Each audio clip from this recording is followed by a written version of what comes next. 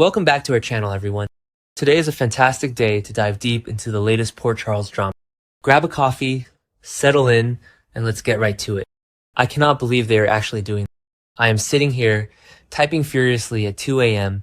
because my brain is just spinning out of control after reading what Maurice Benard just dropped on us online. Like, my jaw is literally on the floor right now. I mean, we all saw the hints playing out on screen over the last few weeks, but having the man himself actually confirm it in plain English? Insane. I am losing my mind. So, Maurice took to X to respond to fans who are basically having a collective, massive meltdown. And honestly, I get it.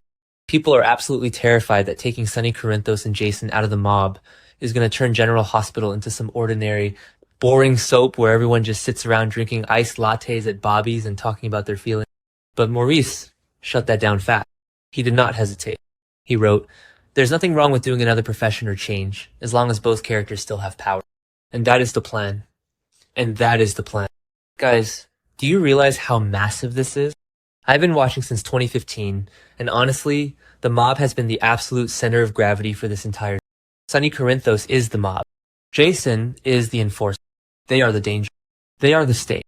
But wait, let me just process this for a second because I am so emotional right now. A general hospital where Sonny and Jason are legitimate businessmen but still hold all the cards? How does that even work? I mean, part of me hates. I love the danger.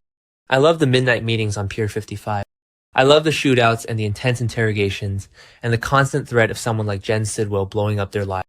But then another part of me is like, maybe this is exactly what we need? Am I the only one who thinks the mob stuff was getting just a little bit repetitive after 3 decades? Let yourself think about the history here. Remember when they tried to have Sonny go legit before? Or when he had amnesia in Nixon Falls and was just Mike making pasta sauce and falling in love with Nina? Yeah, didn't work then either. Because the pull of the underworld was always too strong. The violence always found. But this feels fundamentally different. This isn't amnesia. This isn't a temporary cover-up. This is a conscious, deliberate choice by a man who has finally realized that the cost of the crown is just too damn. And Maurice didn't stop there, either. He added, "I can tell you right now, what they have planned in the future is absolutely beautiful." Beautiful. That is such an incredibly specific word choice for a character who has spent 30 years ordering hits, surviving car bombs, and burying people he loved. Sonny's life has been tragic. It has been violent. It has been a lot of things, but beautiful is rarely the first word that comes to mind when you think of the Corinth. Wait, I'm getting ahead of myself. Let's talk about Jason for a second, because Maurice specifically said both characters. Jason coming back from that WSB black site in Jakarta, totally traumatized, suffering from severe PTSD, and looking Danny in the eye to say he's officially done with the violence. That broke me. I was sobbing. Jason took the fall for Rocco shooting Ross Cullum. He lost months of his life. He was tortured, and he came back a fundamentally changed man. He ghosted Britt Westbourne because he just cannot drag another woman into the line. He chose his son. He chose peace. And I think Jason making that monumental shift is exactly what pushed Sonny over the edge to finally. Because how could Sonny keep asking Jason to bleed? How could Sonny look at his best friend, his brother, and ask him to pick up a gun again after everything the WSB put him? He couldn't. So Sonny is walking away too. But the big question that every single fan is screaming right now is, what does power look like without the mob? Let's dissect the word power.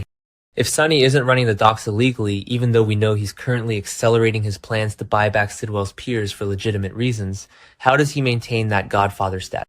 Is he going to become a corporate raider? Is he going to go to war in the boardrooms instead of the back alleys? Look at the Quartermains. Tracy and Michael have absolute power in Port Charles, and they don't need to shoot people to get it. Well, most. But Sonny doing corporate warfare? Sonny using his billions to legally crush his enemies and manipulate the system from the top floor of a skyscraper? I am kinda here for it. I know some people are loving this idea, but personally, I am terrified the writers are going to mess up. Like they have to walk a razor-thin line. If Sonny becomes too soft, he loses his edge. If he's just a rich guy in a custom suit, he's just another Jasper Jack. No offense to Jax, but Sonny is supposed to be dangerous. The threat of violence has always been his ultimate lever. If you take away the guns, what makes him Sonny Corinth? But maybe the danger becomes psychological. Think about it. Sonny has survived literally everything. He's lost Morgan to a car bomb meant for Julian. He's faced countless betrayals from within his own organization. Walking away from the violence to protect Donna and Avery, to show Danny that Jason is making the right choice, to finally give himself a chance to breathe, that takes a completely different kind of strength. It takes immense power to walk away from. And then there's Rick Land. Rick is so deeply skeptical about Sonny's grand announcement that he's getting. Rick is basically acting as the voice of the audience. He's looking at his half-brother like, yeah, right, sure you are. Because how do you just walk away? How do you tell the 5 families that you're retiring to import actual coffee? You don't just hand in a resignation letter to the mafia. There is going to be a massive power vacuum, and the fallout is going to be catastrophic. I can feel it in my bones. Speaking of catastrophic fallout, how does this affect ADA Justine Turner?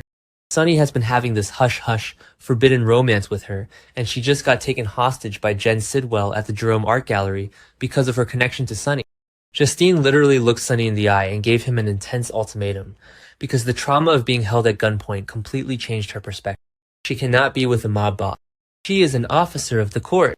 So maybe, just maybe, Sunny walking away is the only way he can actually have a real, functioning relationship with a woman who isn't constantly terrified of catching a stray. Okay, back to the point. Maurice Benard has played Sonny Corinthos for more than 3 decades. He has earned 3 Daytime Emmys for this.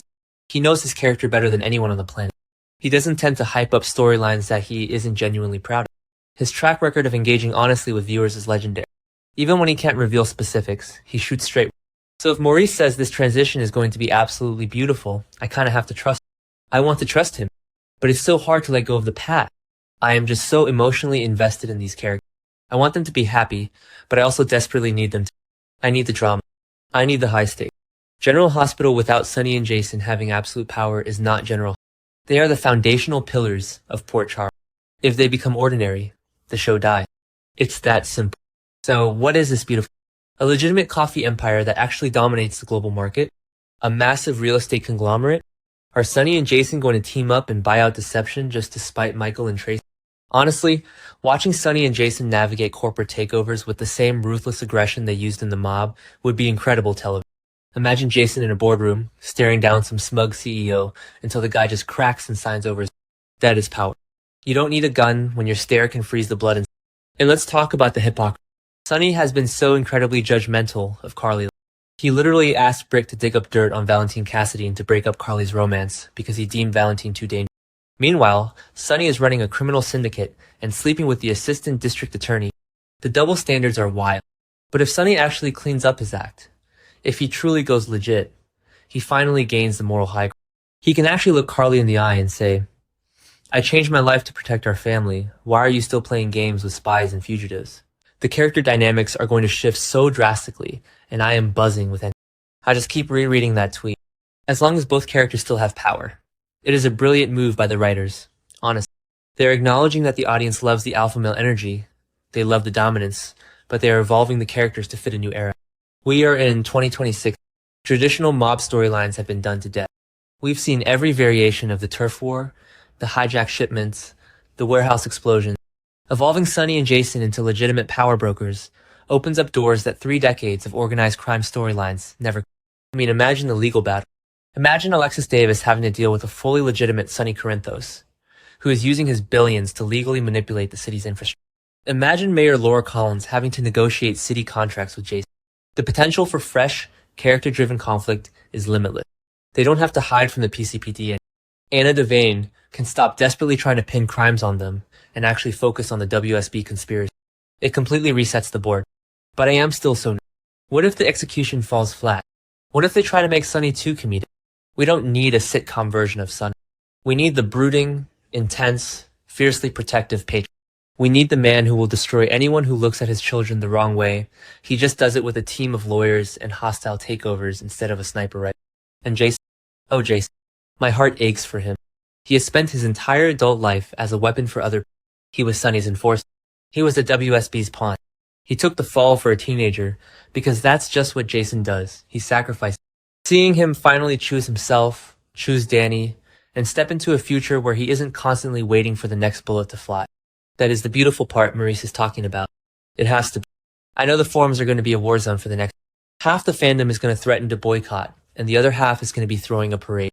But I am firmly planting my flag right here. I am ready for the reinvention. I am ready for Sonny Corinthos. I am ready to see what true power looks like when it's dragged out of the shadows and into the blinding light of day. Because at the end of the day, whatever the writers have planned, one thing is already crystal clear. Sonny Corinthos isn't going anywhere.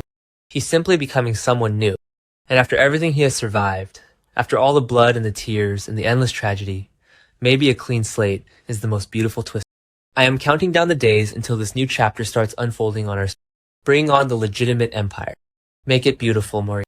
We are all watching.